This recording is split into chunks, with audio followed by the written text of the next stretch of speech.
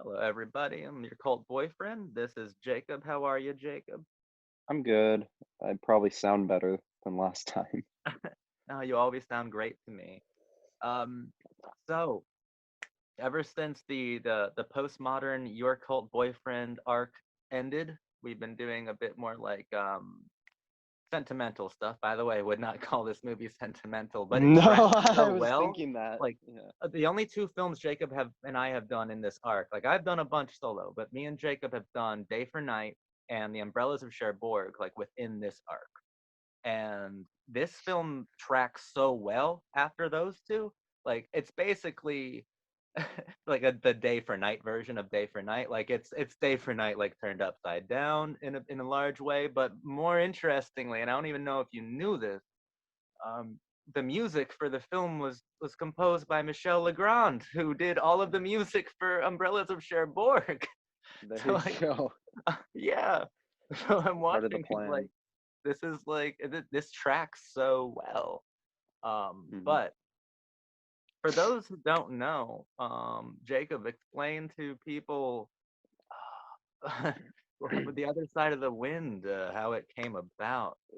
The holy grail of lost films, yeah, as it's been called, Basically. which is characteristic for Orson Welles because that's about half of his body of work is lost movies or incomplete films. And even among that, compared to even Magnificent Ambersons, this is the one that was never, saw the light of day until 3 years ago, 4 years ago. It's a mockumentary, I guess we can call it, or a Yeah. pseudo mockumentary. It's unclear It seems about, to follow after F for Fake in that. yeah, editing wise, it definitely very, very, very clearly matches up with Effort Fake. It's actually pretty interesting because it matches with multiple different moments in Wells' body of work because it also kind of goes back to Citizen Kane in its own way. But Well, yeah, even like it's all true. I saw even some of that, and we'll get into it. yeah, But yeah, but yeah, so it's Wells' lost movie. He spent maybe 16 years trying to complete it. Then he died, and it was incomplete. I know Bogdanovich and the crew tried to get it finished for the longest time. It became one of those things where some of the people involved saying, no, it should never be finished. Orson wouldn't want this. And then everyone else said, Orson wanted it to be finished. Please finish it. And no one knew if it would ever see the light of day. Basically, the only way you could see it is if you were, someone in Hollywood who was friends of a friend of a friend. Because I've heard stories for years of people like Tarantino saw it years ago at like a drive-in or something. Like people had seen it, but all in like fragmented forms. There's been like a million different edited versions of Other Side of the Wind, but Netflix gave the big blank check, and here we are. So it's done. yeah. To your knowledge, how close to complete was the film when Orson died, and how close to Orson's vision is the one that Netflix has that we watched? So um, the when I looked into it, I believe he had edited 40%, 40% of the movie, which leaves about like 80 to 90 minutes unedited. Um, it was over 100 hours of footage, which makes sense. I think I mentioned in a different video that I recently watched, like Hopper Wells, and Hopper Wells was made from footage he was shooting for this movie. There was 5 hours of footage of them talking together. Only roughly 10 seconds of that makes it into this movie, which gives you a good sense of what they were working with. So literally 100 hours of footage. He had edited almost half of it. I believe all was shot. I know there was maybe two shots that were not done, but they finagled them for this version. One or two aspects. One was this last shot of the drive-in at the end of the movie where they leave, and it's now morning and the sun's rising, and you see the movie within the movie, The Other Side of the Wind, projected. They had to digitally do that, so they just like had the footage of the drive-in, and they just superimposed the footage onto the screen, I think. And also Bogdanovich had never done the opening because the intention, I think, was always that Bogdanovich's character, who is just a thinly veiled fictionalized Bogdanovich himself, is supposed to introduce the movie. I think that was always intended that it was supposed to be like an older Bogdan or an older what's his name? Otterlake. Oh, he was just so Bogdanovich to me that I just never learned his Yeah, name because he's just it's bro. Bogdanovich. Yeah, it's Otterlake. Otterlake's the character of Otterlake is supposed to introduce the movie, saying like, "I didn't want to show this footage for so long, but now I'm going to show it." But they only did that recently, so that's why when you watch it now, he makes a reference to like this is long before cell phones and stuff like that. But it was always kind of intended to be like that. So this is like I would say mostly accurate. Mostly accurate. The only real thing is that it means that we don't know what he would have cut out or what he would have left in, but it's kind of easy to navigate it almost, especially once you get to the party. The stuff before the party is less easy to navigate, and I think that was a lot of what he had edited, but I'm not sure because it's a lot of like showing long sequences in full and kind of just awkwardly cutting between them. Whereas once you get to the party, it becomes a lot more interesting. Um, but it's also it feels like the only way it could have been edited in a way because a lot of it is a person speaks and then you immediately see the response to what was spoken and it keeps that going basically nonstop until they leave the party. So on the one hand it feels like the film as it exists is kind of like a schematic, almost like a work print, but it's also hard to imagine like what would have actually been differently, but we'll never know because Orson's dead.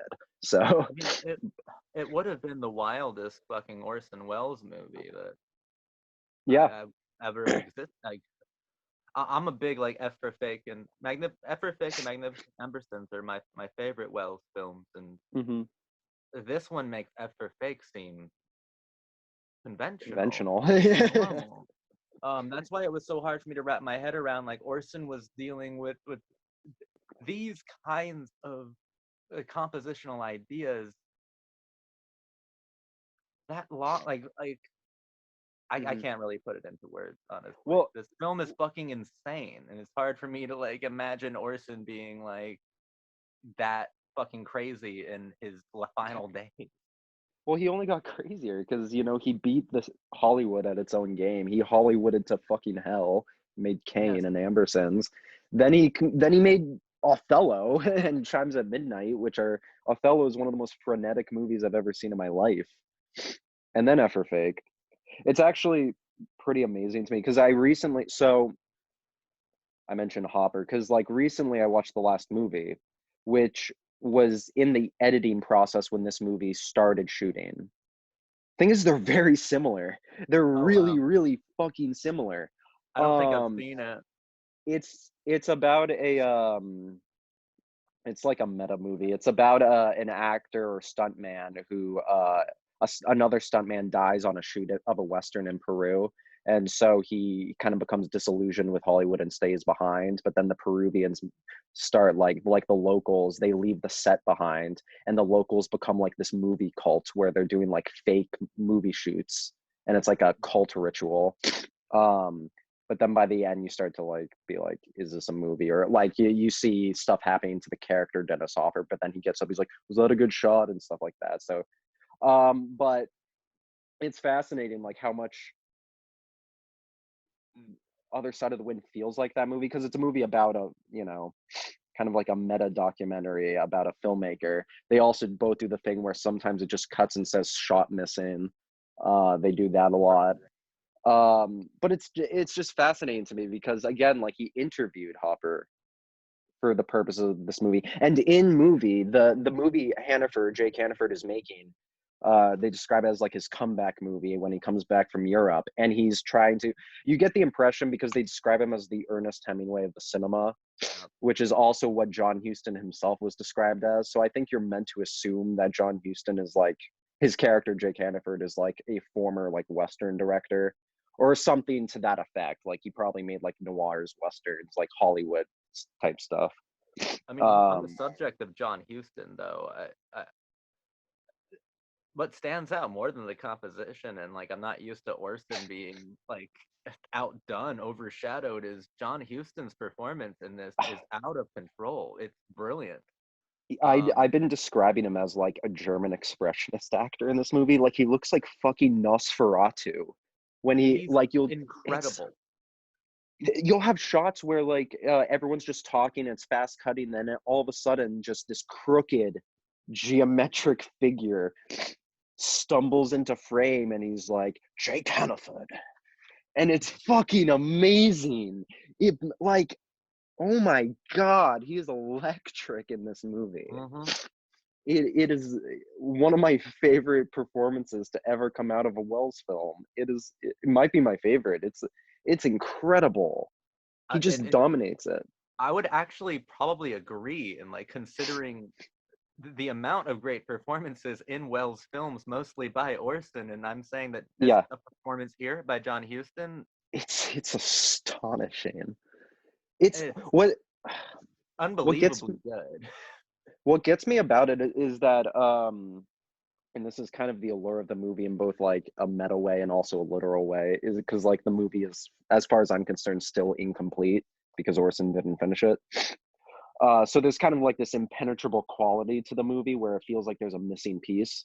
And I feel like Jake Hannaford is very similar because like the movie's supposed to be a document, like in universe, like the movie they say like this is supposed to be a document of Jake Hannaford. And then you get to the end of the movie and you're like, Jake's more an enigma to me than ever. And I feel like that's very clear in every scene. Like John Huston's performance, he only makes So good. Jake more of an enigma to me, and it's amazing. Like they give you details, you kind of glean from the thinly veiled Pauline Kael riff that he's closeted. Um, he but probably an alcoholic, but like he's such an enigma, and I don't know. It's frightening because again you watch like the way his figure, his gait, the way he walks and moves and delivers lines. It's like he's almost trying to like conceal any interiority he has, like he's trying to Yeah. hide it. It's While, fascinating while to at me. the same time, like his facade is, So obvious that it's a yeah, facade. Yeah. but it's so charming because it is so superficial, and it's like like being in the orbit of that person is like theater. Yeah. Uh, it's incredible. Yeah, I would say the two best performances in Orson Welles movies is John Huston here and Agnes Moorehead in Ambersons. She was Hmm. incredible too because they both are like you said electric, but they kind of, oh god, that scene where he is pretty much confronted about being closeted is Yeah.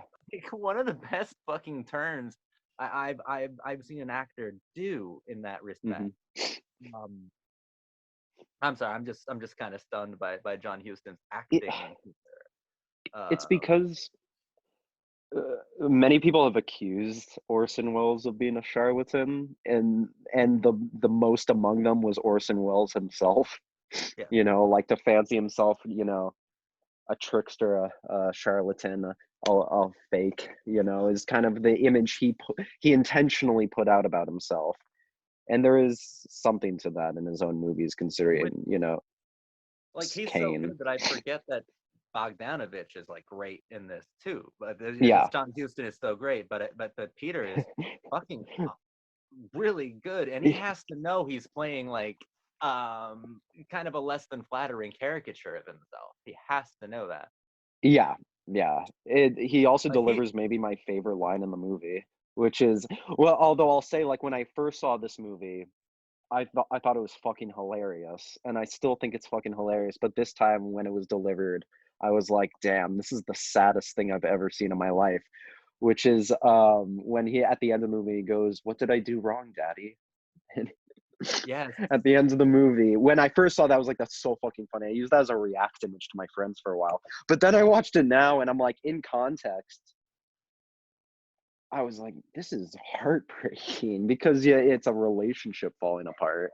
yeah, and the Um, psychosexuality of that comment is wild. yeah, Like it's because stuff that like Wells didn't necessarily. No, he did. Never mind. Like did he what had in gone there? for the psychosexual jugular before very early, so never mind. Yeah, but like not like I don't know. I feel like a lot of Wells' work is more textural, or maybe it kind of tends to be about the form itself, or like the idea of the movie itself is kind of like the common thing, which is why Wells probably considered himself a charlatan, because he's like, Mhm. I'm not actually injecting ideas into what you're seeing. Instead, it's like the idea is the movie itself. But this is a movie with like what seems to be an incredibly rich, elaborate, complex lore to it that you don't actually get to see. I know when Orson talked about this movie, he said he like detailed Hannaford's life to such a minute degree that he's like, I know every detail of this fictional man's life, and the majority of all that will not find its way into the movie. What do you But he think knows about it. the claims that it's also autobiographical? What do you think? I mean, I feel like on that's kind of obvious to some extent, but I'm also more less about that now than I used to be, because I think that's like the obvious first Yeah, like but point you go to. I actually believe Orson when he says that it's not. I agree, because when Yeah. I first, it makes sense in some ways, because Jake Hannaford is like a Hollywood hero who, was then rejected by Hollywood and thrown out. He comes back, tries to make his comeback. No one fucking wants him. Also, the whole thing about how he has, his they keep calling him his like acolytes, of which Bogdanovich is the apostle. And which happened to Wells too, is that like he has like all these followers and people who idolize him, and he's like, okay, great, give me fucking money. And then no Mhm. one gave him money, and so he couldn't finish any movies. It's like, what's the point of all this celebrity? So those things are accurate, but when you actually get into the details of Hannaford himself as a person and his life, there's not many correlates as far as I can tell. Well, I think it's There, composed so interestingly. Like, I think there is a difference between the yeah, way between Orson Welles in F for Fake filming Oja Kodar yeah, yeah, and Orson Welles as Hannaford filming yeah, Oja Kodar, almost to like to compensate for like a closeted gayness as well. But yeah, there's a difference between the way that he films the muse in both cases, yes, especially as Hannaford. It's still pretty beautiful, but it's also um, uh, morbid, and I think not just duplicitous, but I think it is cruel most of the yes, time when it's the yeah. Oja in the other side of the wind. Whereas in F for Fake, it's like Erotic to all hell. He all just wants to make a erotic to movie all with hell, his. but also it has that sardonic playfulness that Orson is known for. Whereas here, her sexuality is like nihilistic Yeah, it's a for most of commodity the time. here. Like it's a sexuality being used to crush the male lead of the film that Hannaford makes Yeah, almost, or to and it, expose the male lead's insecurity. but it's also like Jake is knowingly doing that to himself, Hmm. which is what's so interesting to me, because I said like Jake Hannaford is a fake, he's a charlatan, but it's like he's reveling in that. I called him earlier like a gesticulating clown. It's like he's like, I know I'm a fucking clown, and I'm not going to admit to anything, like my sexuality, my failures, anything. I'm just gonna like let it all fucking burn. Because what I feel like there's the scene where Dale, I think his name is, the actor John Dale, Hmm. the young actor who he allegedly saved from suicide, but then it's revealed he's actually just some rich kid who wanted to meet and be in a movie by Jake Hannaford. And Jake clearly is attracted to him. And because he's, repressed, he that manifests as him mocking him ruthlessly, and belittling him, and sexually belittling him on camera, Yes. in the scene where like Dale finally gets fed up with this shit and walks out. But what's like under the surface of that scene is like, on the surface of that, he's just belittling John Dale, and John Dale's like, you're fucking insulting me, I'm not dealing with this shit. But it's he's mocking himself. He's belittling himself, Jake Hannaford. He's like driving the dagger into his own chest in that Yeah. scene, and it's cruel. It's like Not this. It's like a 2 hour really. suicide. This movie. It It's really is. And one of the most chilling things I've seen in a long time. This is the first time I watched it, by the way. I know it's been out for a few years, but when it came out, I was so not.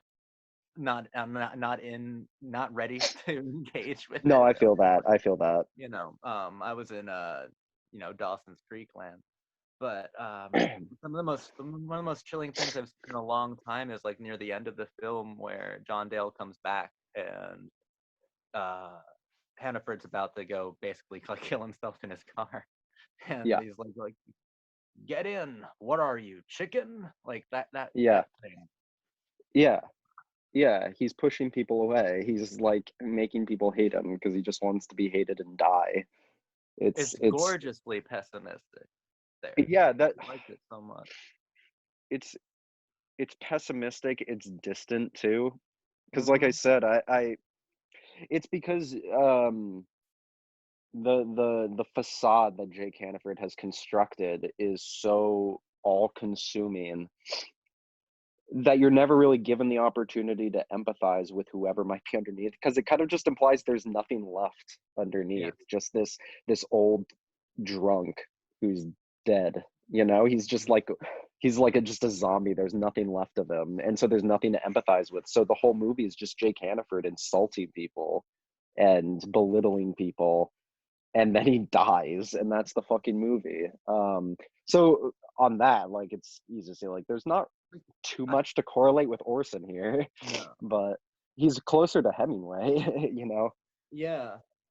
Well, I don't. gay I feel like allegations part of it's included. making like some cool statement about how like uh film as an industry has been like weaponized by like the cruelties of the people who make films, right? Oh, Would you agree? absolutely.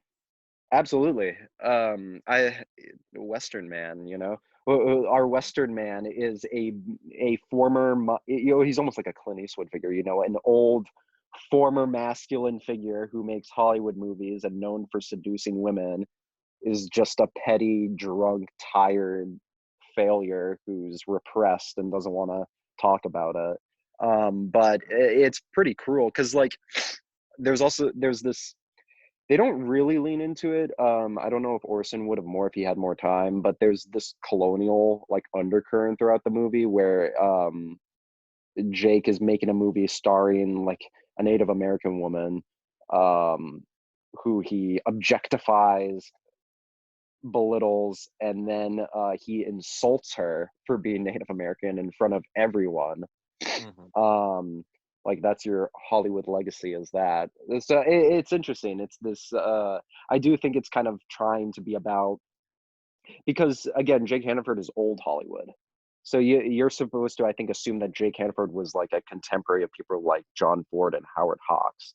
And so I definitely think Orson is like commenting on this legacy that Hollywood is founded on corpses. Hollywood is like the Yeah. Overlook Hotel. It's built on corpses. And I think Jake is very aware of that, but he also just doesn't give a shit anymore. So it's curious. It's curious because, like, no statement comes, like no moral declaration comes. It's just Yes. that Well, that's the thing. like part of this makes me wish that some of his more famous acolytes were alive to see it. Like I would Yeah. Truffaut would have been horrified by this film. Yeah. Like what would my boy Francois Well, think of this fucking this is what movie? I this is what I was thinking when I was watching it again. I was like, this is the antithesis of Zach's whole new project, because this is a movie that is deeply distrustful of the cinema. Or I shouldn't say it's distrustful of the cinema. I should say it is deeply distrustful of the artists that make up the canon. Yeah, I was about I to say should I think it's say. distrustful of the auteur for sure. This is a movie about D.W. Griffith. This is not, Yeah. it's although on the other hand, it's also distrustful of everybody, because you also have, yeah, I mentioned like a thinly veiled Pauline Kael, Mm-hmm. who, of Who was course, awesome. I love her in this movie. yeah, and you can understand the vitriol, because Pauline Kael like irreparably damaged Orson's career almost beyond repair to the day he died.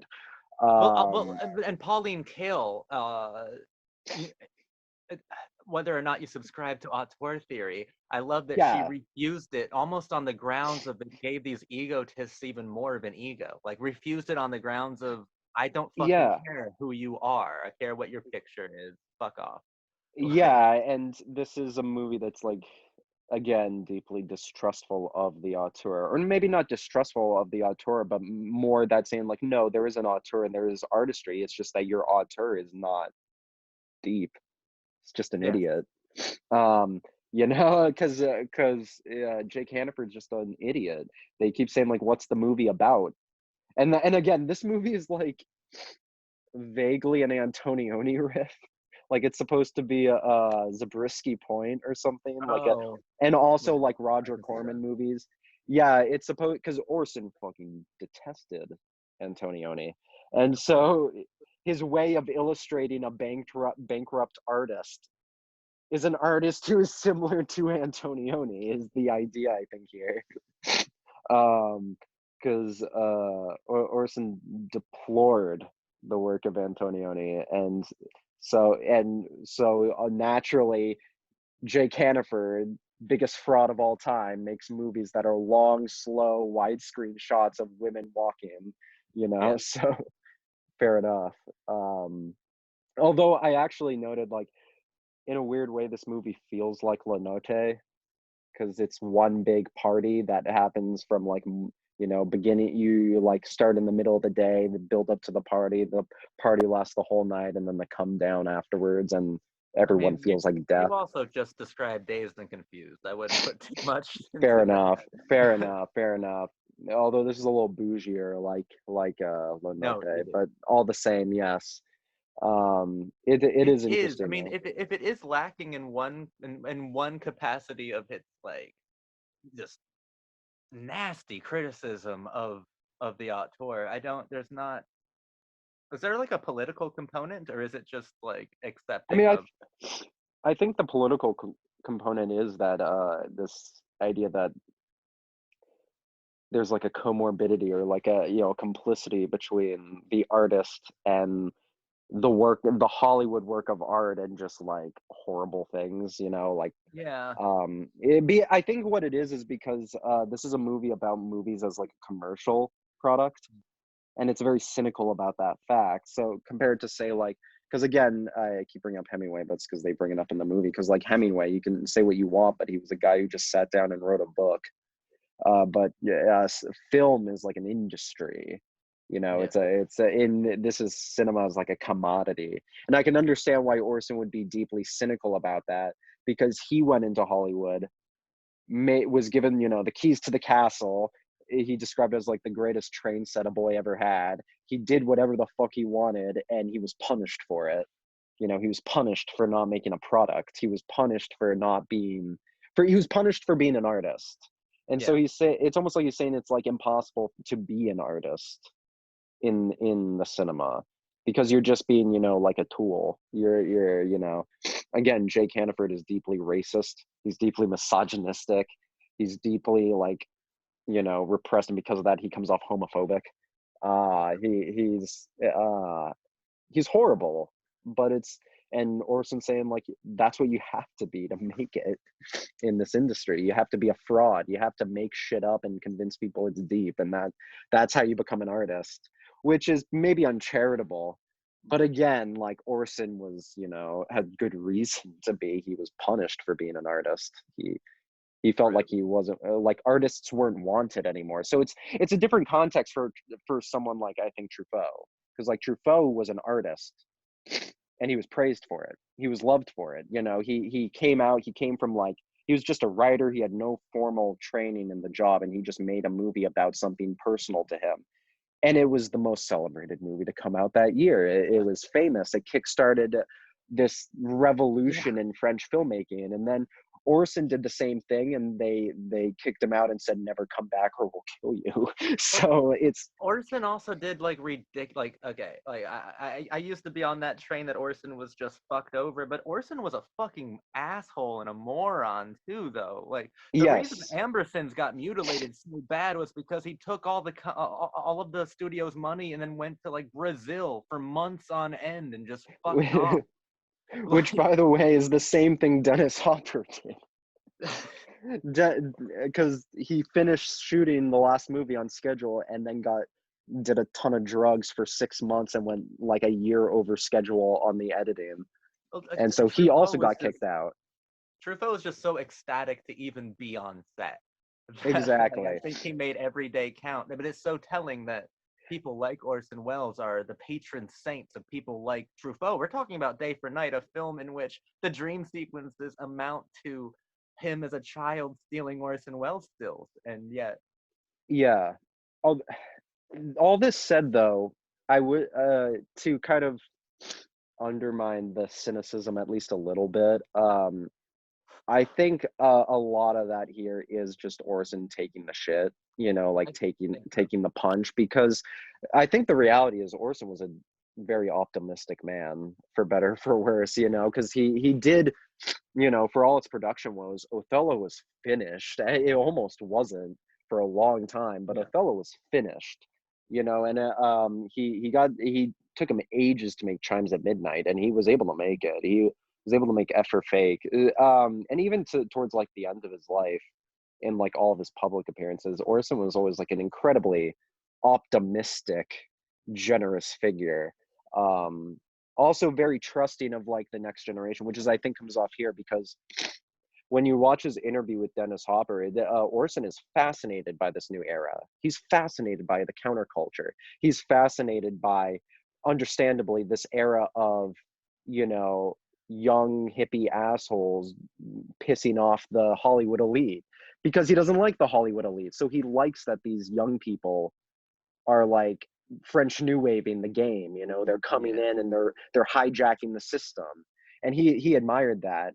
But if you were to just go off of other side of the winds, it's part of Jake's thing is that Jake is trying to grift off those people. Jake is trying to make a hippie exploitation movie, and he's kind of I artistically think bankrupt. I So think part of it is a jab at your heroes are evil. I think it's that, but I think it's also just don't take it too seriously, in an endearing way, because again, But the there's ethos. nothing more serious than ending your movie with like you just shoot people on screen, just shoot them dead. That's the most self-serious I like I've never seen a movie get that serious about movies.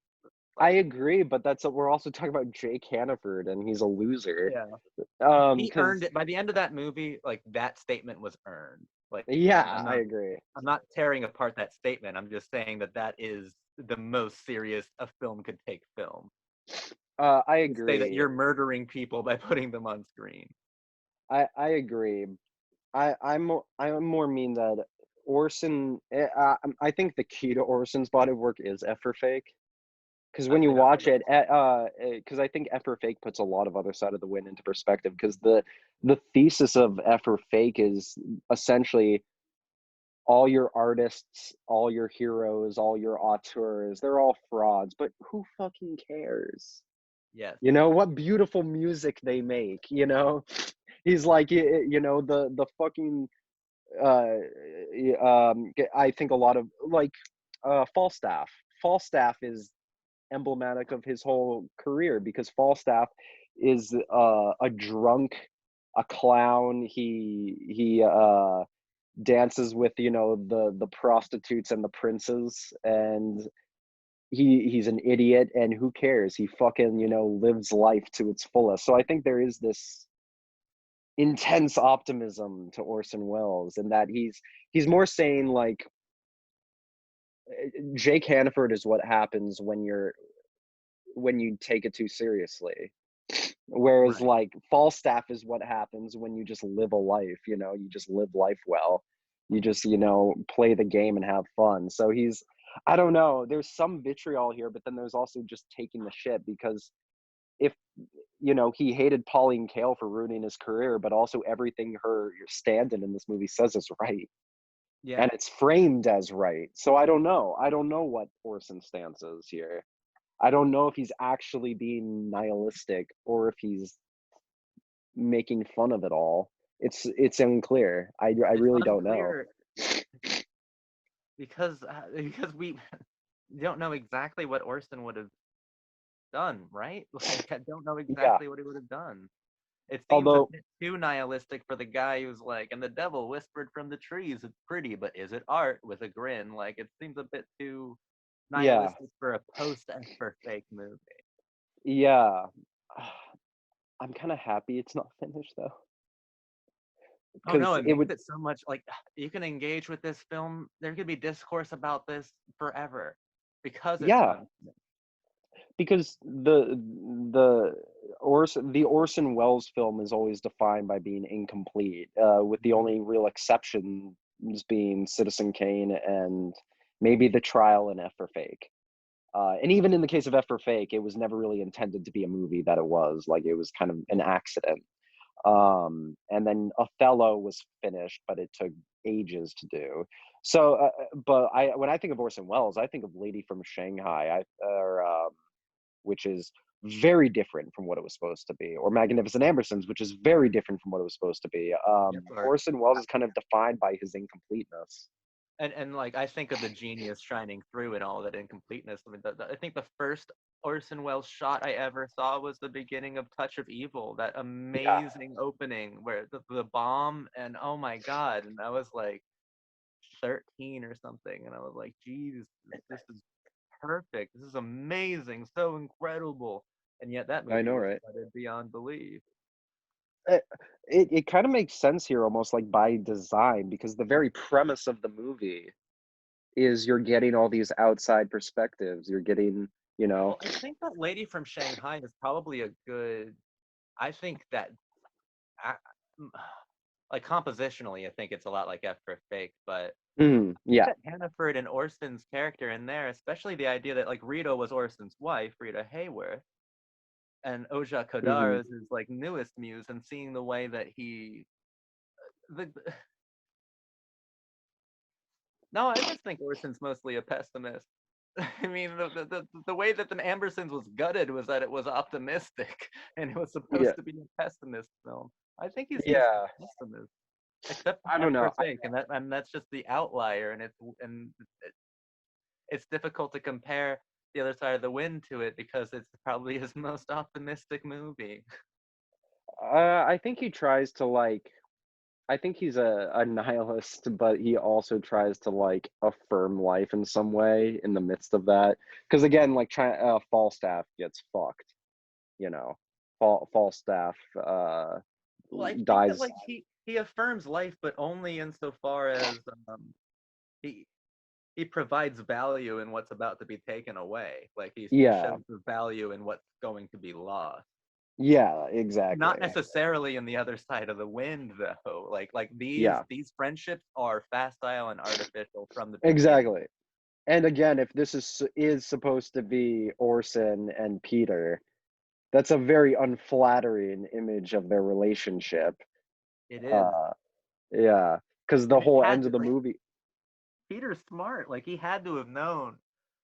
But if we know anything about Peter, he's probably just like, well, it's just brilliant beyond me. It's Orson Yeah. Welles. God, I fucking love Bogdanovich. He's Me cheeky too. Me too. fucker. I always I, love seeing him pop up on like every bonus feature that's ever existed. I'm the apostle. I'm Saint Paul. That's such a good part, though.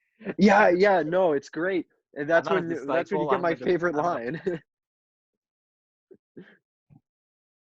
What did he What's up? say to that one guy? Like I rip off this, but you rip off that. Like I forgot it. Oh There yeah, was yeah, a yeah. He's because that again, because he Peter Bogdanovich is supposed to be a director himself who actually makes money compared to Jake Hannaford, and he says something, and or the other dude says something. He's like, "Oh, brilliant line of Jake Hannaford dialogue," or something. Like he something says, like he that. cribs all of his dialogue from Jake Hannaford. They're basically fighting over who rips off I Jake know. Hannaford more. Yeah.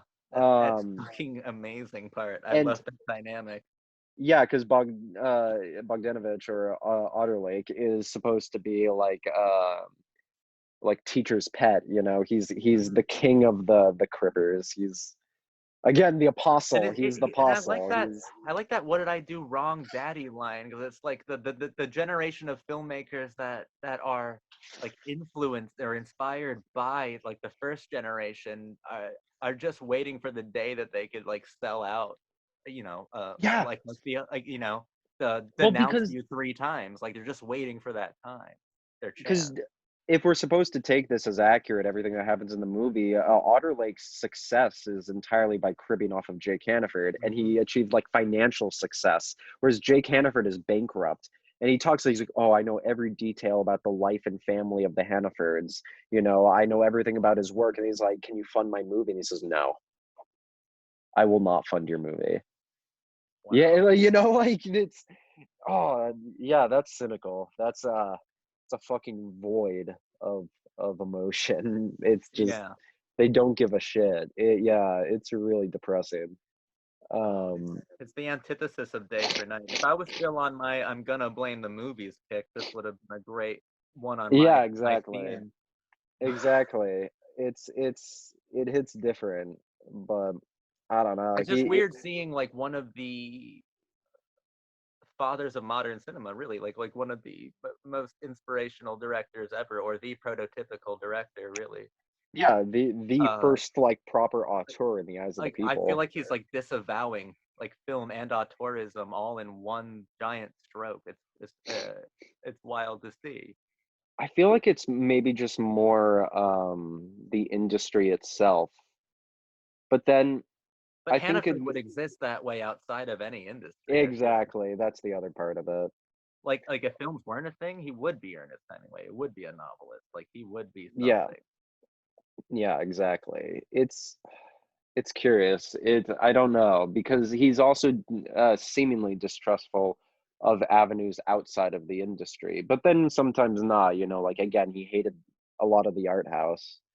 Not Yep. all of it, you know, I think he loved like Buñuel and things like that, but he definitely did not care for the new wave of European art house, you know, the least of all Antonioni. You know, he's very distrustful of that. But then also Well, the that's industry is yeah, what? well, that's his problem and not mine. Yeah. Again, when you watch that documentary, Dennis Hopper defends Antonioni. There, he's like, Orson's like, oh, I hated La Ventura. And he's like, yeah, I fell asleep like 7 times during La Ventura. And he's like, well, of course you did. And he's like, yeah, but I fucking love La Notte. And Lenote Orson's is like, no, great. I hate La Notte. He's like, Lenote no, is Orson, you don't fantastic. understand. Yeah, he goes, you don't understand, Orson. The most amazing thing I've ever seen. It's where this guy comes home and his wife isn't there.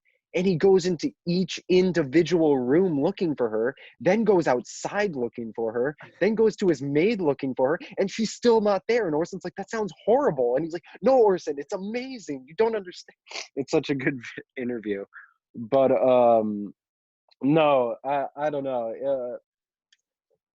There's a lot of dueling, I think, sentiments at play here, which is why I'm happy it's not finished because it feels designed to be just contradictory and unclear and just a And it's lot of wild that like it's unfinished makeup.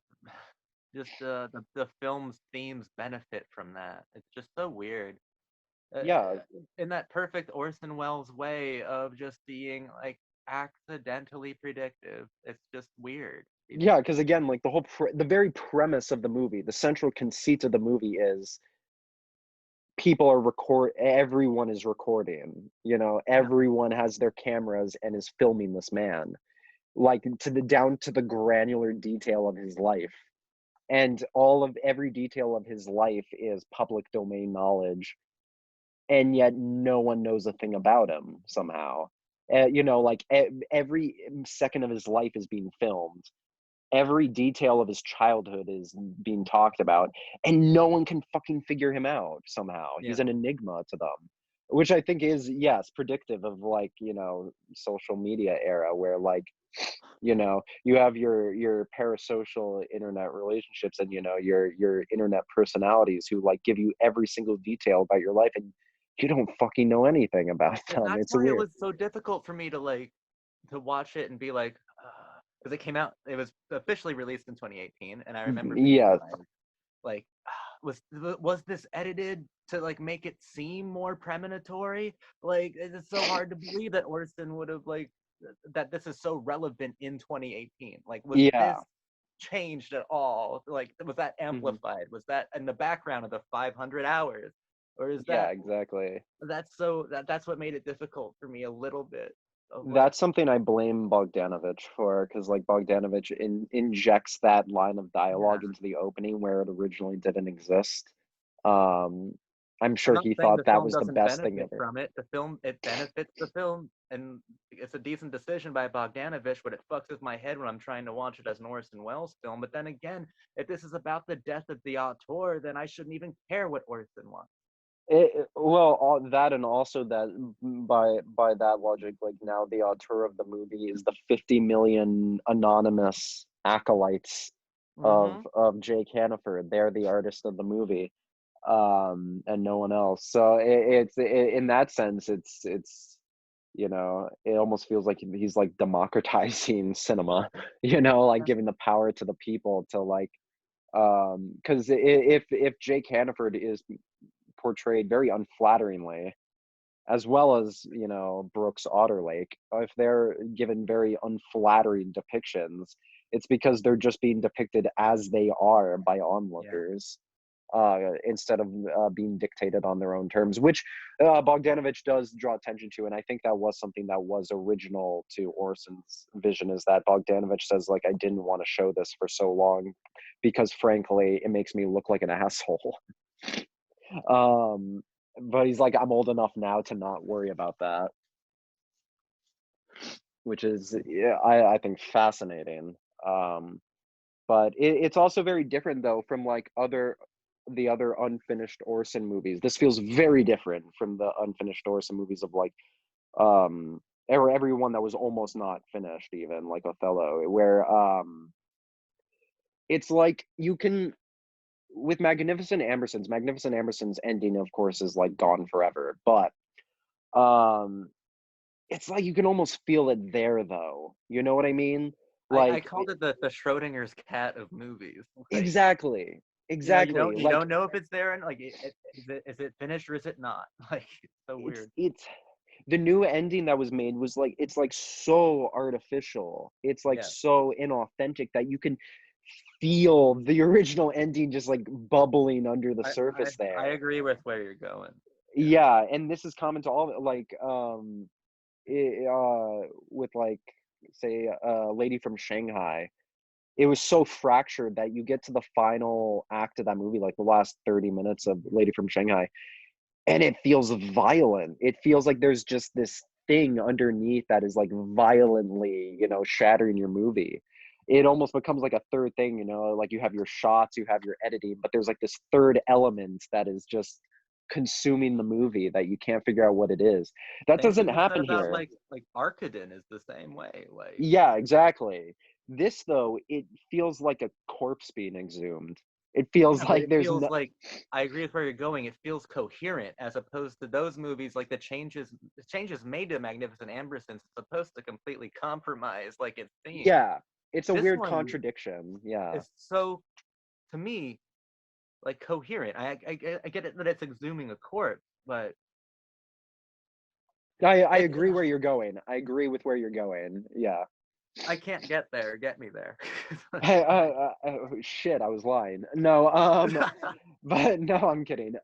No, it feels like this thing that is just in stasis. It's stagnant, but like intentionally so. Like, I think that's what Wells wanted it to be. It's this thing that will never be finished. It will never exist in its complete, fully actualized form, because its fully actualized form is this thing that's just 500 hours of footage lying on the floor, and that is your movie. That is, there's no final stop for The Other Side of the Wind, where it's edited just right and it all comes together. It reminds me of the original idea for Chelsea Girls, because Chelsea Girls is 12 distinct reels that were played, side by side. You have two separate reels projecting. And originally, they would just send you all 12 reels, like your movie theater. And you'd say, well, what's the order? And they'd say, just whatever the fuck you want. And so people would just reorganize.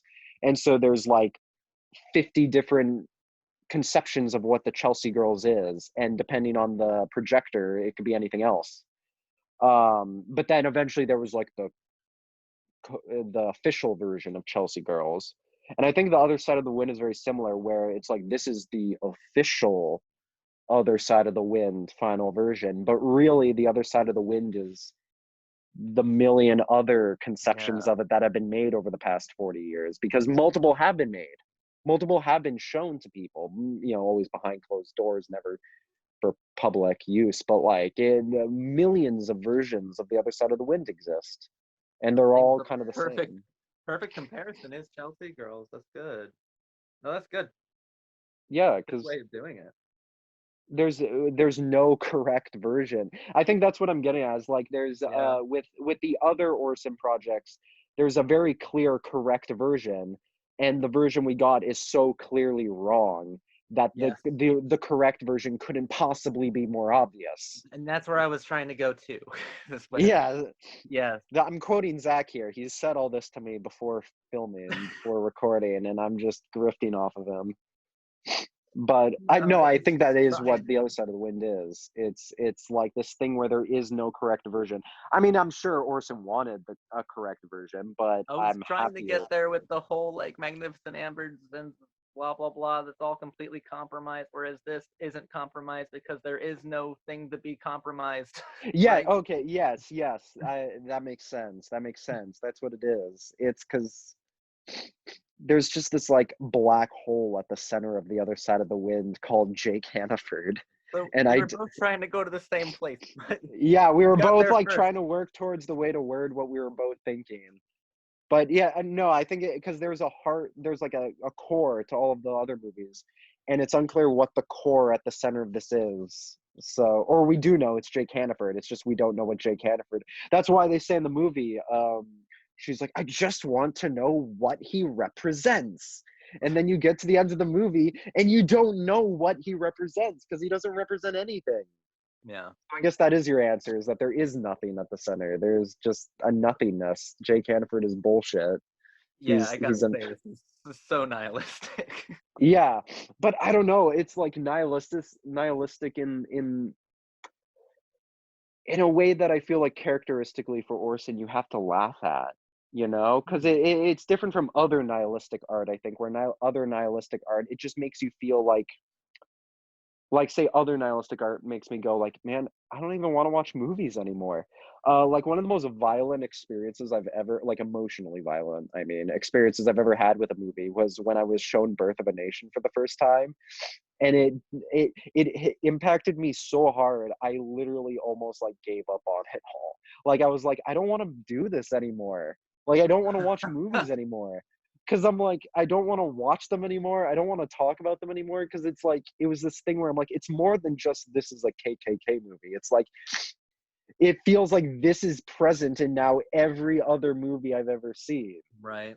kind of way, where it was like this incredibly nihilistic, almost religious, but in like an anti-religious kind of way experience for me. Whereas this is like nihilistic in the sense where I'm like, man, now I just want to watch more movies. Like it's like I get if it. I get it. yeah, like I'm willing to laugh at the joke. I'm willing. It almost makes me respect Orson more. I don't know. It's weird. Maybe I'm just being too sardonic. Well, I mean, if you asked me, I would call this movie a dark comedy. It's Yeah, just exactly. Exactly. possibly a farce, but not one. Not one that's like okay. A Day for Very Night is a uplift. farce as well. Yes, exactly. Exactly. Exactly. Truffaut could never make a movie like this. Mm-mm. It was beyond him. Not even Godard could make a movie like this. I know because he tried. Like he could never make it. Neither of them could. Like no one. Demi could never make a movie like this. You had to be a No, but he special never kind. would. They But never have a reason to. but also I would say even like the biggest fucking nihilists in cinema couldn't make a movie like this, because like Lars von Trier couldn't make a movie like Okay, this. yeah. You know what I Yeah. mean? Yeah. It's weird. Like I don't think he could. It's curious, but it Yeah, almost makes me Godard feel wouldn't. like if he had finished it, it would have been ruined. You know, it right? like, if it was finished, we all would have been like, "Oh, that was funny," and then go home. But then, like, Yeah.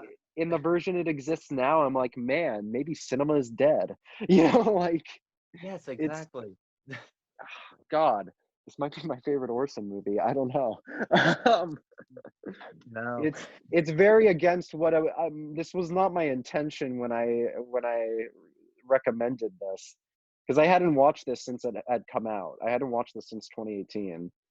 Well, Um, I had so you my watch one of the most beautiful musicals ever, The Umbrellas of Cherbourg, and you're like, okay, Zach, the next one is I'll Orson do Welles better saying next he's time. gonna make To a be fair, I kind of mentioned it in passing. I think I was like, I'm kind of thinking about watching Other Side of the Wind. You're like, okay, let's go. Other Side of the Wind sounds good. And I'm like, okay, which is like half of what we do is like, I never actually declare a movie I want to watch. I'm kind of like, I was thinking like maybe next Wednesday I might watch like the slasher movie. And you're like, all right, that's the movie.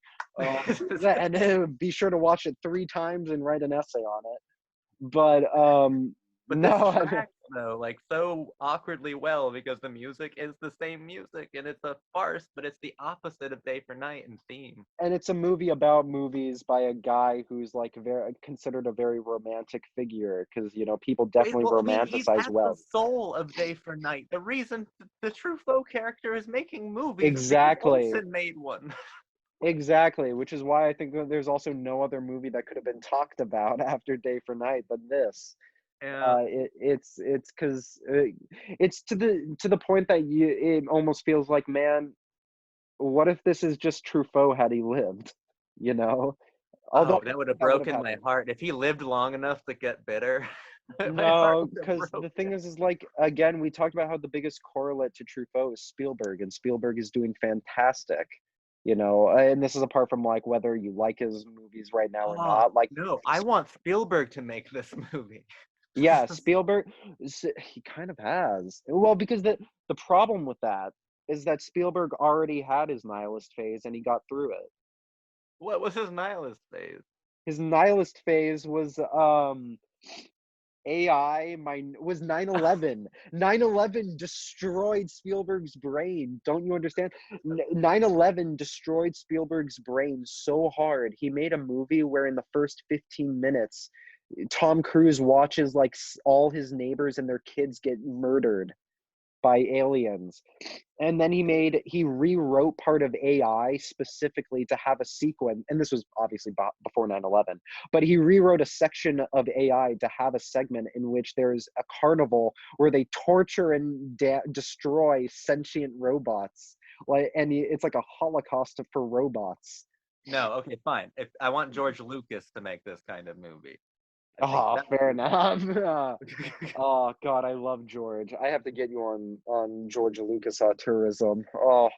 That Oh, probably won't oh, happen. I love Revenge of the Sith, man. But I this don't. does track actually for like an old George Lucas movie. Yes. Also a old Nicholas Ray movie. I haven't seen that final Nicholas Ray movie he did with his students, that experimental film he did. I should. But This feels kind of like De Palma-y in a way too. Like I yeah, see a lot of yeah. Um. it's all those Okay. guys. I even Yeah. see Toby Hooper here. It's what it is it's the guys that were left behind. It's the because Truffaut was never left behind, and I'm sure if he had lived, he never would have been left behind. Whereas Orson was left behind, and so he feels miserable.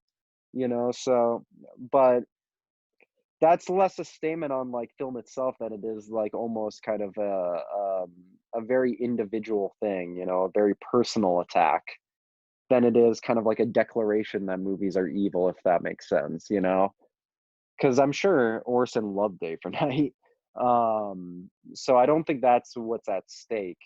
It's less about the movies. He's not saying I'm gonna blame the movies. He's saying I'm gonna blame Hollywood. So this is more like Scream 3 than Scream 1, 2. It would be easier for me to like agree with it if Hannaford wasn't so like he would be damaged and psychopathic regardless of film existing. Yeah, He wasn't yeah. Well, co-opted. He was just like emboldened. I don't know. I only say I don't know because I still don't know him, you know? Yeah. Because they talk, they allude to his life. They allude to his father's suicide and things like that. But you don't know to what extent that actually impacted him. True, and I don't And know if we saw a different version of this film, if it would feel completely different. yeah, you don't know if he would have been a repressed, gay man if he had never been involved in movies. Because then there's like an image aspect to it, which again is the Hemingway thing. Is Hemingway is famous, so now he's the guy who shoots, giant animals with a big gun and goes on, almost dies in plane crashes and shit. And then, like, Yeah. Hemingway wouldn't have been that person if he had never been famous. I mean, Hemingway He is famous for three things: for writing, drinking, and for suicide. That's what he's famous. Exactly. Exactly. But he wouldn't have he probably would have only done the drinking part if he had never been famous. He would The have just been suicide some part, guy. probably. I mean, I don't Yeah. know. It's impossible to say because Hmm. I mean, this is the most incomplete of an analysis we've done as well. It's So, it's it's characteristic for the movie because like, it has to be because I can't say anything with any sort of definitive confidence. I Other than that, this is an incomplete movie. yeah, because it's like it's like a detective movie where you never get the reveal, you know? You never get your the linchpin, the thing that held it all Yeah. together. You never get your rosebud. That's what it is that this is a movie in which you not only do you not never find out what rosebud is, you never find the rosebud to begin with. That's the thing And about like the Orson of other films that I love so much is mhm, that like Citizen Kane, all of its pessimism or like arguable nihilism like is held down, is nailed down by a mhm, sentimental object. mhm. Like there's nothing of that in here. Yeah. So Um, I can see why this is antithetical to Zach, Demi Zach. yeah, this is I should say I the should cult of say Cherbourg. if anyone this is meanwhile this is probably my umbrellas of Cherbourg. This is probably the Nice. archetypal Jacob movie, which is life is fucking meaningless. Want to go have a smoke? Um, No, I think it's great. I think it's cool. Um, no, I agree. the No, I can antithesis see. I can of see. the current arc of the channel and of my film criticism is in defense of cinema, Yeah, and this one is exactly. like this one takes it out to a field and shoots it. It does, but then at the same time, I don't know. There's a joy in the film itself. The editing, the Yeah. comedy. So it's almost a movie that, like, first and foremost, is entertainment. So I'm not. I don't know. I don't know. That almost feels like a sufficient defense of itself as a movie, but maybe I'm wrong. I don't know. It's curious. It's definitely not The Umbrellas of Cherbourg. No, it's not. Although it could have been. We could have had Jake Hannaford break out into song at the end, but Yeah, Jake he's just Hannaford mad sits because he down with never married that shop girl. That's it. That's yeah, the thing yeah, that's tearing him that's up. our rosebud. That's our rosebud. Jake and Otter Lake sit down and watch It's a Wonderful Life, and they're like, Jake, I think we're gonna be okay. He's like, yes, we are. I love you, Daddy. I love you, son. That'd be great. What? Oh yeah, yeah. I'm I'm proud of you, Brooksy. Proud of you Thank you, too, Daddy. Skipper. I'm so Um, happy you're proud of me, Daddy. exactly. But Bogdanovich had no right delivering "Are You Mad at Me, Daddy" so well, It's so so right. fucking funny. He's the most like narcissistic asshole in this movie. Oh, you have anything else to say? Um, I fucking love John Huston. I I want to mean, watch. I mean, I stand by what I said at the beginning. It's such an electrifying performance. Like, a morbid part of me would love to see any hours of unused John Huston performance footage from this. Yeah, I really haven't seen, like, the acting is way ahead of its time. Like, this is like Philip Seymour Hoffman in the master levels of fucking pathos and like unexpected catharsis. It's insane. It's and insane, part of it is the improvisation, I think. right? Because the movie itself, this did have a script, for the record. It's not a Jake Hannaford movie. There was a script. It's just that they didn't give a shit about it. But it was because it was one of those things where, again, Orson had like detailed the backstory, the lore, and the happenings of the film to such like a fine amount of detail, Yeah. and everyone involved had basically talked with him about it to such an intense level of detail that once they got to like the shooting process, they were like, so what do I say? It's like, just whatever you want, you know what happens, just get us there, you Well, that's know, the like. thing too. Orson is a master of a lot of different things when it comes to cinema, but one thing that John Huston knows better than almost anyone other than Sam Peckinpah is like the failure of masculinity. Like, Yes. and if you're gonna have him improv and about that theme, do Mm, it because he understands it better than almost anybody. As exactly. evidenced by like Treasure of the Sierra Madre and basically most of his movies Yeah, is about that exactly. very thing, the abject failure found in popular versions of masculinity, and Exactly. it's And this incredible. is as cruel a takedown of masculinity as you can get, which Yeah, is, by yeah, the master of the takedown. Like, it's yeah, pretty incredible. exactly. It's why it would have been terrible if Orson played him. But Yeah, it although wouldn't have had the same. he almost did, that's why. But because he couldn't find anyone that he liked, but then he found John Huston. Although, funny enough, there is a scene. Orson does appear in this movie. I realized. I didn't realize it the first time. Not only that, he talks to John Huston. I didn't Um, know. he, yeah, I missed it. I only knew it because in Dennis Hopper, he's a disembodied voice for the whole movie. So I was like hyper, like attuned to his voice, and he does it in this. He's the guy interviewing the wife, Okay.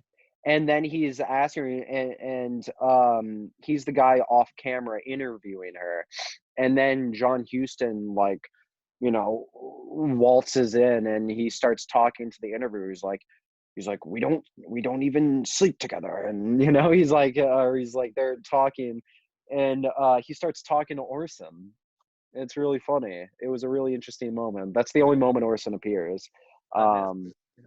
Yeah. I believe basically every single moment in this movie in which a character is like talking to the camera and like responding to a question, It's Orson was Orson. on the other side, like, and they're the one he's talking to. He just cuts his voice out for every instance of it. Um, Fair but enough. yeah, but that's the one instance where Orson does still stay in the movie, which I thought was interesting. But Orson was never a masculine figure. Curious enough, he was always a Yeah. very almost. I hesitate to say like fluid in terms of like his gender roles, but he was always like willing to play like different contexts. You know, there's a joke where Orson is talking about how he had a lot of gay friends, and whenever he was around them, he played himself to be as gay as possible. He's like, I talked like a gay man. I talked about gay man things, and he's like, I played the part. And then he's which I think is incredibly endearing. But he did that to Hemingway, by the way. They were friends. Oh wow. Um, yeah, he says they met once, and they were showing footage of something, and I think it was something based off something Hemingway wrote, and Orson was performing it, and he's like, I wanted to piss him off, and so I decided to start doing a gay lisp voice while reading Hemingway's dialogue, and Hemingway got really defensive, almost too defensive. And Orson's like, "Oh, Mr. Hemingway, you're so big and strong, you're scaring me." And so they started a fucking fist fight, and they beat the shit out of each other. And then afterwards, they just laughed it off, and they were friends forever. Oh, But yes, that's Orson in a nutshell. So very different from John Huston, who's, Yeah, big, tall, deep voice, made westerns and noir movies with Humphrey Bogart of all people. exactly. It's that's as far as I'm concerned the apex of masculinity in popular Hmm. consciousness. He's more than John Ford. That's more than John Wayne. That's intense. So it's a Yeah, again, why I don't think he correlates to Orson very much at all. This is definitely yeah, almost more about John Huston, especially considering they include aspects of John Huston into the movie, yeah. like I the think that whole. like that reading the film as Hannaford as a stand-in for Orson Welles is like a lazy way and the easy way out, and I don't think Yeah, it's correct. I agree. I agree. But Bogdanovich, she's fucking Peter Oh Bogdanovich in yeah, this yeah. movie. It couldn't be more obvious. It's incredibly funny. It's incredibly funny. Um, he's such an asshole in this movie, and I love it. He's Yeah, so up his own ass, and it's great. Um, he's like the peak of like Hollywood sociopath, it's no, for but in like real. a funny way, not necessarily in like a pessimistic way, because we don't really know anything about like his integrity as an artist. He's just a rich kid, so it's like I don't like read too much into like that aspect of it, but it's definitely funny.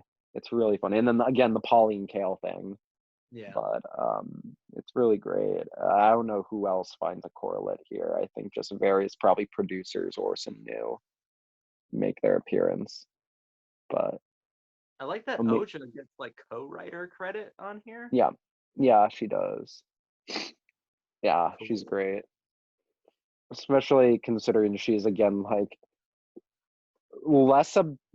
both more objectified and less objectified than F her fake, Yeah, but it's because in the way that Hannaford does it that makes it yeah, feel that cruel. was a good way to put it. I liked that because she's definitely more erotic than her fake, but it's because she's Yeah, making a movie with her boyfriend about where she gets to be hot. yeah. Oh, it's so funny, and she gets to seduce Picasso. And like Oh it's yeah. in something that is supposed to be part fairy tale and F for fake, like Mhm. or modern myth. Here it's just And much more affirmative because it has the most beautiful gesture in Orson's body of work, which is the Shar Cathedral. You yeah, know, the art stands alone. A man's name doesn't mean all that much, which makes sense for Other Side of the Wind because it's all about the art that's left behind. No one's gonna care about the auteur in the future. yeah. It's just so weird that I think F for fake is like if It if Other Side of the Wind makes all of these criticisms and F for fake answers them and defends it. It's so weird. Yeah, it feels like they're not actually contradicting each other at all. Even if you go at it backwards, like nothing that says like in the Other Side of the Wind necessarily contradicts F or fake. It's just the attitude of it is completely polar Yeah, opposite. It's I it's think that that curious. that those are really like sister films. And And yet, yeah, you have to watch them together. Not least of all because of the style. It's identical. also, yeah, if you only watch The Other Side of the Wind, you might never watch another movie. Whereas if you watch F or Fake, you're like, You might man, get too movies are just romantic fun. about it. Yeah, exactly. It's the Eros and Thanatos of Orson Welles, the two wolves inside me. You know, Yes, yeah. fighting. There are two wolves inside me. One is F or Fake, and the other is Jake Hannaford. Uh, Oh, one is Pablo Picasso painting my girlfriend's ass. The other one is Jake Hannaford, chugging whiskey with his boyfriend. It's great. It's oh. fascinating, Well, fascinating, fascinating. well, I'm tapped out. I'm tapped Yeah, out, that's Jacob. let's call it. Let's call it. Thank you for watching, everybody. Bye bye.